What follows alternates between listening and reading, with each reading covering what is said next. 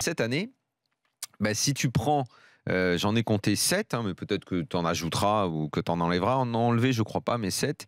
Eh bien, les supporters des équipes que je vais citer, que ce soit en bien ou en mal, ils ont vibré. Il s'est passé quelque chose dans leur vie. Alors que ces dernières années, ça n'était pas le cas.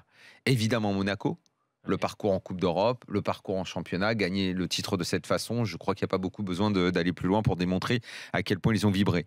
Le PSG, on va me dire, ouais, mais saison décevante. Oui, mais il n'empêche qu'en 3 semaines, entre le 14 février et le 8 mars, je crois que depuis des années, je dis bien des années, les supporters parisiens n'ont pas pris autant d'émotions dans la gueule. D'abord après le 14 février, parce que depuis PSG Real, il n'y avait pas eu un match aussi grand au Parc des Princes. Et parce que 3 semaines après, il y a eu la plus grande déception de leur vie. Ouais. Voilà. Et ça fait le foot aussi. Ouais, parce qu'ils s'en souviendront toute leur vie. Des 2 matchs. Nice, parce que ils pensaient avoir tout vu avec la 4e place, c'était formidable. Et cette année, ils ont encore plus kiffé parce que l'équipe a confirmé, parce que l'équipe a fait 3e, parce que l'équipe est sur le podium et que même dans les rêves les plus fous, probablement ces dernières années, les Niçois qui avaient quand même bouffé pas mal de merde, pardonne-moi l'expression, en ce moment là, c'est pain blanc et ils se régalent quoi. Lyon, c'est plus difficile à prouver, mais aussi. Parce que finalement, à travers ce championnat merdique, il y a eu beaucoup de choses négatives en eux.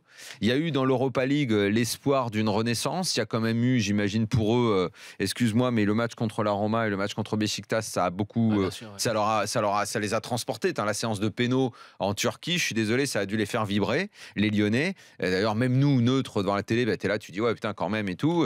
Et puis à la fin, t'y crois, et puis finalement, tu retombes dans la colère parce que tu vois que ton club avance pas, que c'est une cata, voilà. Après Marseille, donné pour mort au début de la saison, nouveau mec qui arrive, l'espoir, le stade qui se remplit à nouveau, on recrute des mecs, on termine 5e, on retrouve la Coupe d'Europe alors qu'on ne l'espérait pas, et plein de promesses à venir parce qu'on se dit qui on va recruter, qui on va pas recruter. Et puis je termine avec les 2 derniers qui sont Bordeaux et Nantes. Bordeaux parce que c'est le retour, et ils se sont fait chier pendant des années, et là cette année ils ont vécu quelque chose. C'était pas gagné en début de saison en plus. C'était pas gagné non plus. Alors Nantes on n'en parle même pas. Non, bien sûr. Nantes c'était une catastrophe. Et les Nantais, contents de retourner au stade, heureux à nouveau par ce qui s'est passé. En plus, ils ont la nouvelle qu'on Conceição va rester. Donc eux aussi, plein d'espoir et déjà pressés d'être dans la prochaine saison. Contraste avec d'autres équipes qui, eux, sont pas habitués. De toute façon, c'est difficile, c'est les petits clubs et tout. Mais il y a une équipe qui est un peu le contre-exemple de ça dans les équipes phares de notre championnat, c'est Saint-Etienne. Et Saint-Etienne, il y a un ras-le-bol. Ils ont vibré une seule fois, c'est le 3-0 contre Lyon. Et c'est tout. C'est trop peu. Ras-le-bol, je trouve que tu vas un peu fort. Je pense que c'est une fin de cycle. Oui, mais je pense que les Stéphanois en ont un petit peu ras-le-bol. Parce que justement, et d'ailleurs, on en reparlera tout à l'heure quand Flo donnera son avis. Moi, j'ai peut-être un avis un peu contraire à lui là-dessus. Parce que je pense qu'aujourd'hui, il y a une vraie prise de conscience là-bas qu'il faut tout changer. Qu'il faut revoir ça. Parce qu'ils ont vu qu'à côté, même des clubs avec des moyens similaires ont réussi à offrir de l'émotion. Et qu'eux, eh bien, ils en ont ras-le-bol parce que c'est terne.